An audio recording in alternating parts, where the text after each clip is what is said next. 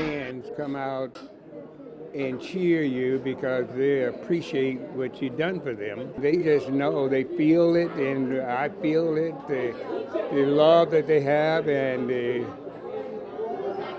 well wishes they have for you. So it's one of those things that you really relish. Lou Brock loved the fans, and the feeling was mutual. Welcome to Sports Final. I'm Martin Kilcoyne. Baseball fans, Cardinal fans mourning the loss of Lou Brock, the Hall of Famer hit hard in recent years by numerous health problems. He died on Sunday at the age of 81. Brock was traded to the Cardinals in 1964 by the Cubs, the infamous trade that saw Brock later go to 3 World Series over the next 5 seasons, winning twice. He turned 81 this summer, which was a significant milestone considering his recent health issues, including a battle with blood cancer.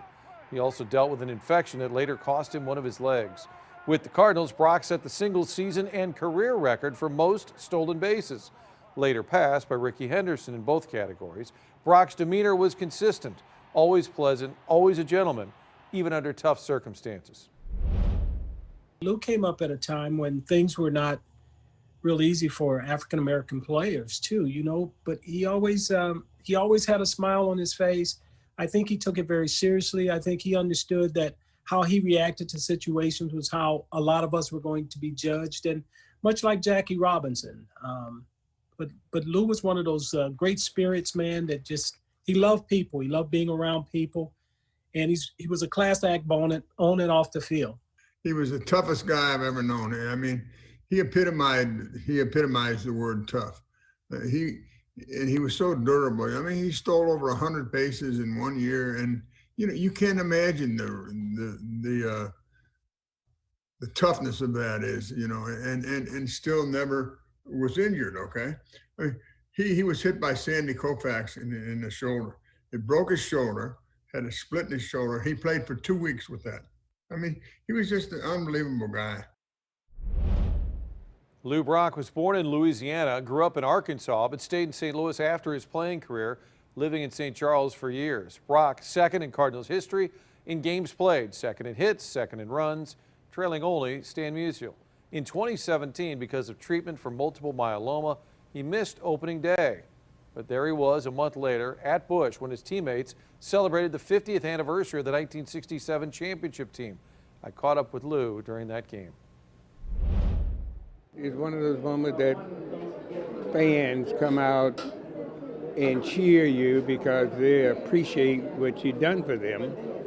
And at the same time, we appreciate what the fan has done for us. So it's one of those trade-offs where everybody is rooting for one another.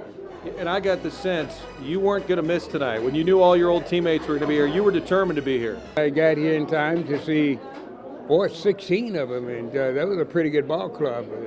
And one of the things about that team is that it didn't become mature until 67, and they played like it. What's it meant like to get all the support from the fans? I'm sure you hear a lot of support from people out there. Well, it makes you feel good. The fact is that you come this far with these people and these people whom are Cardinal fans. I mean, they just know, they feel it, and I feel it, the love that they have and the well wishes they have for you. So it's one of those things that you really relish at that moment, at that time. And that 67 team, they all said the reason we were good is Lou got on base, he hit a ton in the World Series. They said you were better the bigger the game.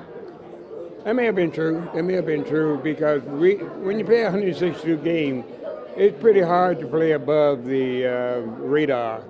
And once in a while, you play just under the surface of the radar, which is where I was all of my career. And then when you get into the big game like World Series, somebody got to rise to the top, and so why not me? Lou Brock, still number 2 on baseball's all-time stolen base list with 938. Over 3,000 hits, 6-time All-Star.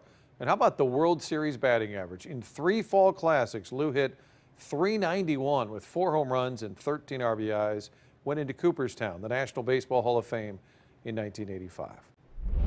Cardinals play